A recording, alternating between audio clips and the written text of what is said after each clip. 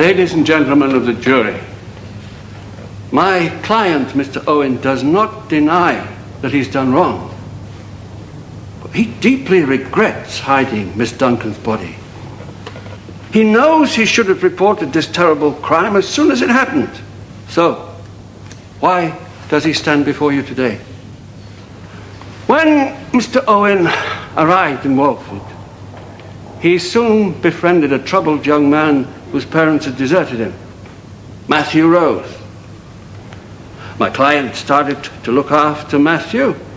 Now, Matthew began to rely on my client. Very soon, Mr. Owen had become the father figure in Matthew Rose's life.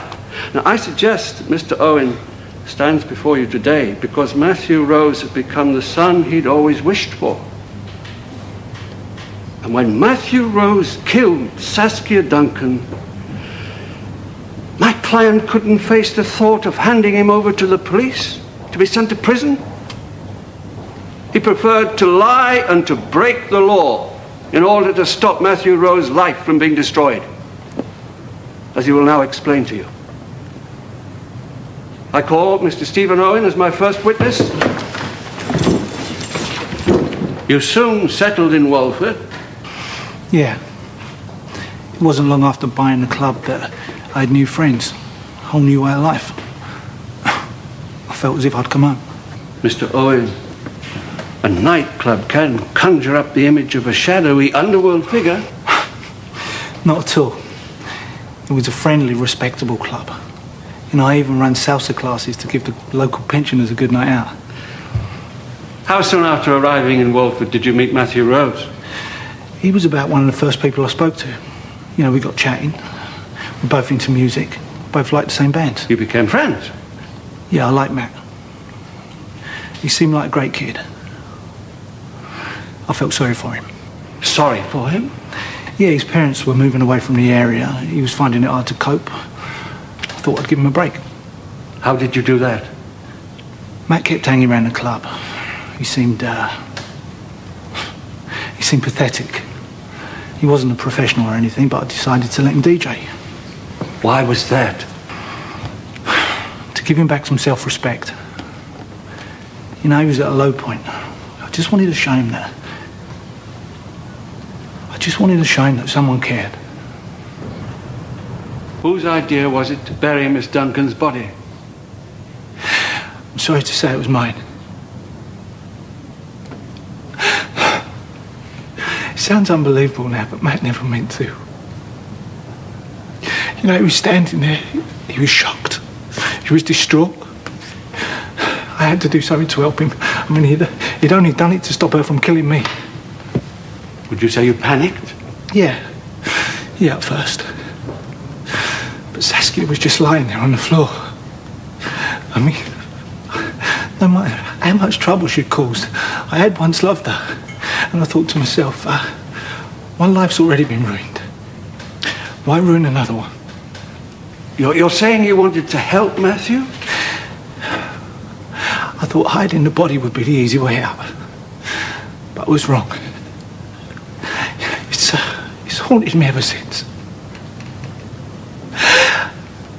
I just can't get the image of her lying on that floor out of my head. Thank you, Mr. Owen.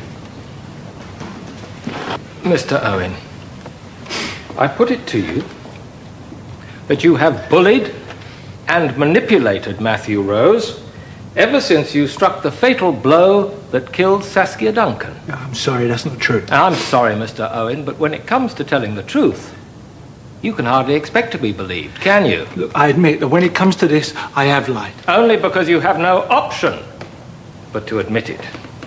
Some of your lies have been quite staggering. For example, you're helping Mrs. Fielding look for her sister. Yeah, and I can't tell you how terrible I felt about that, but I was protecting Matthew. Would you agree that Saskia Duncan had been making your new life a misery? Yeah, I would.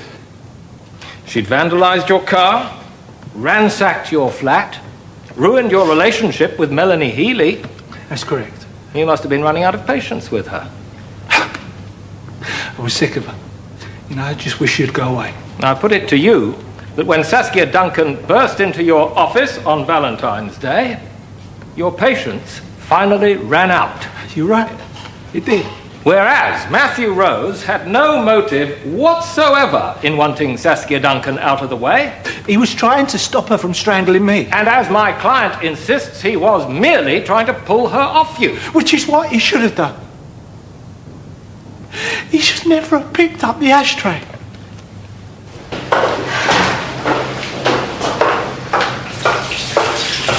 Hi. I know it's a silly question, but how are you feeling? As if I'm the girl you want? Yeah, that's how I was.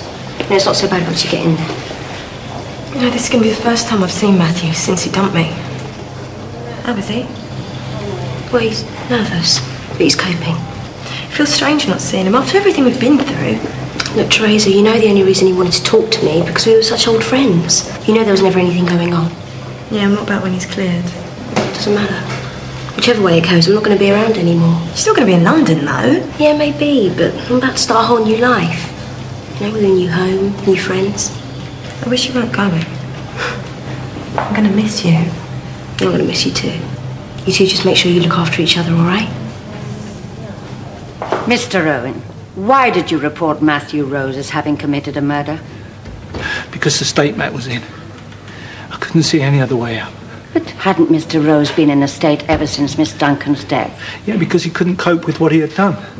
So I put it to you again. Why wait to report Matthew Rose as having committed a murder? I knew Matt was going on the run. You know, I wanted the police to find him before he made things worse for himself. Or isn't the truth that you were worried that the police had found Miss Duncan's body and were gathering evidence? That's why I went to find him. To talk him into giving himself up.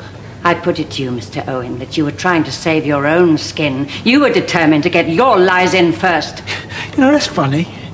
I thought you were accusing me and Matt of planning these confessions together. Indeed, which leads me to my next question. Do you not agree it's a coincidence that you both decided to go to the police and say exactly the same thing in the same 24 hours? Yeah, I suppose it is. So, what you'd have the jury believe, Mr. Owen, is that at first you didn't report Matthew Rose to the police because you were protecting him. However, you later did report him to the police because you were protecting him. That's right, yeah. Things had changed. Yes, they had. Miss Duncan's body had been found and you knew the game was up. I have no more questions. I then studied the fracture lines, which, as you will see, extend to the base, vertex and the side of the skull. On studying the angle of these fractures, I was able to determine where the assailant was positioned. Which was where? Well, in my opinion, the fatal blow was struck from behind. Just so we can be clear about this. You would say that whoever killed Miss Duncan was standing behind her? Without a doubt. You would therefore say that as Mr. Owen was in front of Miss Duncan, he couldn't have struck the blow? The pattern of the fracture would make it almost impossible. Thank you, Dr. Stewart. Dr. Stewart, the Crown's pathologist has stated quite clearly that it is impossible to say from where the blow was struck. Then I beg to differ. My experience tells me otherwise. What's the matter? I just had a run-in with Melanie. What about? Well, I told her straight. I'm not going to stand by and watch her make a fool out of Ian. Yeah, I meant to have a word with you about that. Would you excuse us a minute, Pauline? Look, just calm down. Just excuse us for a minute, please. I visited Steve once, and that was to tell him to stay away from me. Well, he's hardly likely to pop round while he's in prison, is he? And does Ian know about this? No, because there was nothing to tell him about. You're the only one round here who stood up for Steve in court. I just told the truth, and how dare you accuse me? This from a woman who slept with a vicar. What's that got to do with this? Not very nice when people go digging around in your past, is it? You still in love with my brother, are you, Kathy? I don't have to listen to this. If Alex was still around, would you be jumping into bed with him? Yeah, well, I'm warning you. I can give as good as I get. Here you go, Dar. Thank you. Actually, I was wanting a word, Peggy, because it seems like it's going to be the last day of this here trial tomorrow. Well, that didn't take long. No, and I thought that I ought to attend, you know, in my official capacity as Neighbourhood Watch Area Coordinator. Well, won't you have trouble in getting there? Which was what I was about to mention. There's not even a bus stop outside the court. That's what I was thinking. I'll book us a taxi for 8:30. Oh, thank you, Peggy. Don't you think we ought to leave a bit earlier than that? Make sure of getting a good seat.